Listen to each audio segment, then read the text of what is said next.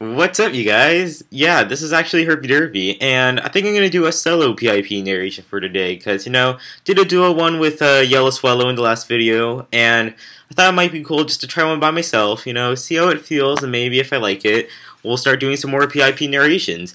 So, I was reading through the comments, and some of you guys didn't know I was Asian, and I was like, and that's like, whatever, it's cool. Like, I know my voice is deceivingly white, but, whatever, it's cool, it's cool. So, anyways, this is a match I had against this guy called Mr. Boper, and it's a pretty interesting match because you can see in the team preview, well, let me move to the side, sorry, you can see in the team preview that I'm using kind of like that weird randomized NU team that I made, and he's using a pretty standard NU team himself, and it's going to be a lot of cool predictions and stuff, so hope you guys enjoy this battle. So, I'm going to start right off the bat with my Bennett, because I figured he might start with his Mesprit, because most Mesprits are very good leads. So that's exactly what he does, and I'm just going to go immediately for a Shadow Claw, which is going to do very good amount of damage, since I am banded, so that's going to do quite a bit. He's only going to be able to set up his rocks, and I'm pretty sure he's just going to keep his Mesprit in as fodder, so I'm just going to kill it off, so that's fantastic for me, because that's one dead Mesprit, one less Pokemon to worry about, so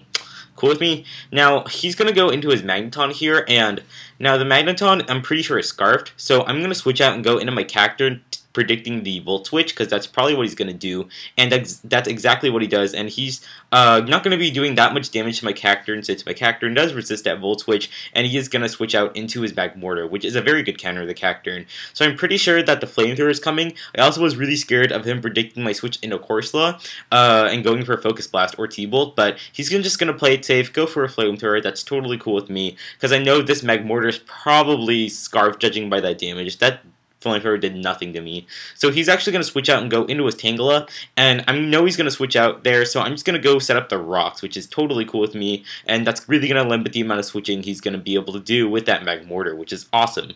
So, I'm pretty sure, like Leech Seed, Toxic, anything, any grass move is coming. So I'd rather just go into Pelipper to take it, because honestly, Pelipper is kind of like my fodder Pokemon, I guess you could say, and because it's not really that useful, to be honest. But however, I do have the Toxic on that Pelipper, so I'm just gonna go for the Toxic on that Tangela. Perfect for me, because now that Tangla's poisoned, and that Tangla's gonna start taking a really significant amount of damage the longer he stays in, which is awesome, because most Tanglers are known for being stally, like my Mrs. Tantan. But now that I see the Leech Seed and Toxic, I know this is like my Mrs. Tantan set. He probably also carries Protect and Giga Drain, so I'm gonna go into my Cacturne knowing that the Giga Drain is most likely coming. I can resist that once again, and I'm gonna be taking not that much damage. But looking at that, I can probably only take 2 more Giga Drains, so I'm gonna just leave my Cacturne in as fodder, because there's rocks. I can't really be switching out too often, so I'm just going to stand and go for a Sword Stance just to get up my damage, because I'm just going to be doing as much damage as I can before I have to fodder off my Cacturne. And, I'm just going to go for a Drain Punch, just kind of want to see how much damage I do. It does a pretty okay chunk, considering that it's Tangela, so not bad, Cacturne, not bad, not bad. But unfortunately, I am just gonna die off to the Giga Drain, so that's cool. Like, I mean, I don't really mind, because at least that does give me a safe switch into a Pokemon I know can kill off this Tangela, which is my Hariyama. And even without the Guts boost, I'm pretty confident a close combat should be enough to take it out. He's gonna go for the Leech Seed on me, which is totally cool with me, and I'm just gonna completely obliterate that Tangela, so that's awesome. So finally, that one physical wall that's really hindering my team from doing well is finally down, which is awesome. So now he's going to choose to go into his Absol. Now, this Absol is really odd. I'm not sure why he wanted to go into Absol, so I'm just going to go for a Bullet Punch, thinking he might go for, I don't know, Night Slash, Sword Dance. I have no freaking clue. He's actually going to make a smart play and go into Samurott, scouting out whether or not I have Bullet Punch. And that's perfect for him, because now I did waste a turn of taking Leech Seed and Toxic damage, and he now knows that I have Bullet Punch. So this is not a good situation I want to be in, because I really don't know the Samurott set. Samurott can run so many things, I just don't know what it's going to do. So I'm going to go into my Pelipper, basically to fodder and to scout out its moveset. He actually goes for a Detect, which is kind of interesting. I've never really seen that. I don't know why. But either way, I'm just going to choose to go for a Toxic on the Samurott, because that's really the only move I can do. He misses Hydro Pump right here, and I'm pretty sure that mattered, because my Pelipper is not that bulky on the special defense side, so that kind of sucks that I got the Toxic on the Samurott, but to be honest, it's not really going to matter, because you're going to see later on that, the Toxic is barely going to be doing any damage at all. So Pelipper is unfortunately going to die, But, you know, it's cool. At least I do get another safe switch into my Pregly, who I know can scare out the Samurott. I thought he might go into his Magneton, predicting the fake out, so I'm going to go for the U-turn just to keep the momentum on my side. He's actually going to go for the Aqua Jet, which is like, what? Okay, don't switch out on my fake out. So, whatever, I'm just going to go for a U-turn, go into my Banette now, because I figured that if he's going to Death Fodder Samurott, I might as well just Sucker Punch it. That's actually a really stupid play of me, because I probably should have predicted that Absol to be coming in, so I could have gone for a Will-O-Wisp on this turn, burned the Absol, that would have been very nice, but unfortunately, I don't know why, I just went for a Sucker Punch, and that's stupid, because I'm banded, and now I'm pretty sure he's going to go for possibly a Sucker Punch of himself. So I'm going to switch out and go into my Pregly because I can Fake Out, and Fake Out is more priority than Sucker Punch. So he's just going to Sucker Punch and not do anything. That's perfect. So just going to go for the Fake Out, boom. But now I realize that, shoot, this Absol might have Pursuit. So I thought he might go for Pursuit, because he knows that I probably might switch out. So I'm going to go for the U-turn just to, like, you know, just to stay in. But unfortunately, he's just going to go for a Sucker Punch and not for the Pursuit, which sucks. I probably could have gone for an Assist right there, but that would have been really helpful. But I don't know, I wasn't really thinking that well. So either way, I easily go back into my Hariyama, just go for a safe Bullet Punch, kill off that Absol with no problem whatsoever.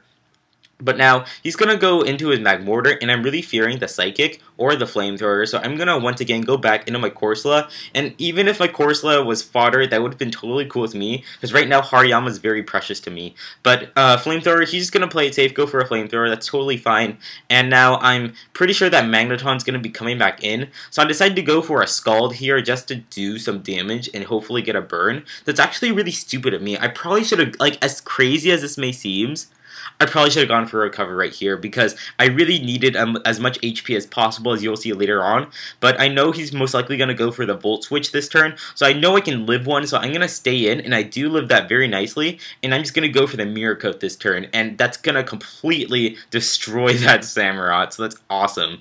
And yeah, had I gone for that recover that turn, I would be at about, like, you know, 10% more HP. That would be very helpful later on this match, because you'll see why.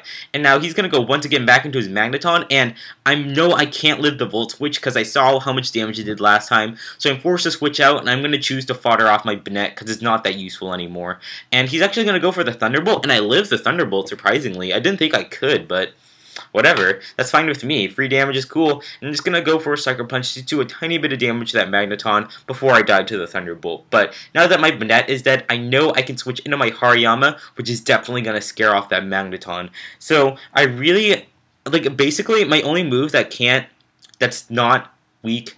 Okay, my only move that's not effective against the Magmortar is, like, everything except for Close Combat. So I had to go for Close Combat this turn, which is so stupid of me because now, like, I'm gonna get a -1 special defense drop, and that's pretty much not gonna let me live the T-Bolt that's gonna be coming from this Magneton.